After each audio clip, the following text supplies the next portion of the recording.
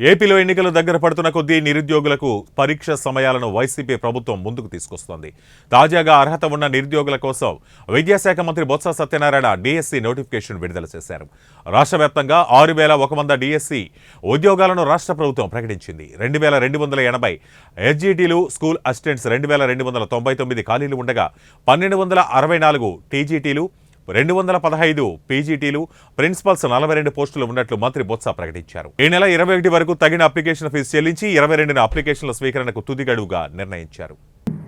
మొత్తం రాష్ట్రంలో అన్ని జిల్లాల్లో ఉంటున్న ఎస్జీటీ పోస్టులు చూసుకుంటే ఎస్జీటీ పోస్టులు శ్రీకాకుళంలో 104, విజయనగరంలో 103, విశాఖపట్నంలో 101, ఈస్ట్ గోదావరిలో 108, వెస్ట్ గోదావరిలో 102, కృష్ణాలో 103, గుంటూరులో 109, ప్రకాశంలో 111, ఎస్పీఎన్ నెల్లూరులో 104, చిత్తూరులో 101, కడపలో 105, కడప అనంతపూర్లో 107, కర్నూలులో 1022 వెరసి అంతా కలిపి 2,280 పోస్టులు. ఇవన్నీ వీటిని ఇప్పుడు మా ప్రవీణ్ గారు చెప్పినట్లు ఈ నోటిఫికేషన్ చెప్పబోతారు కమిషనర్ గారు.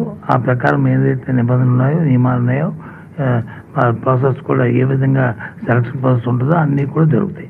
అలాగే స్కూల్ అసిస్టెంట్ పోస్టులకి అండ్ టీజీటీ కలిపి 3,563 పోస్టులు ఉన్నాయి. ఇందా మీరు చెప్పినట్లు దాని ప్రకారం చూసుకుంటే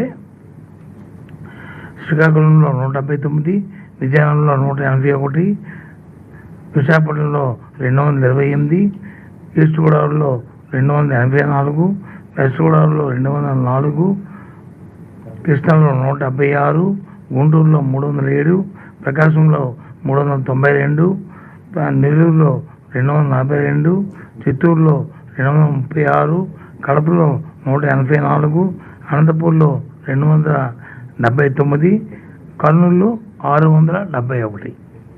ఇవి మొత్తం ఈ పోస్టులు.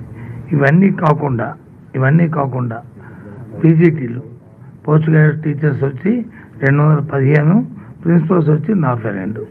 మొత్తం కలిస్తే ఇవి 2,280 ప్లస్ 3,563, ఆ రెండు కలుపుకుంటే 5,843.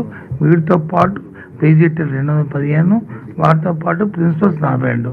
మొత్తం కలిసి టోటల్ వచ్చి 6,100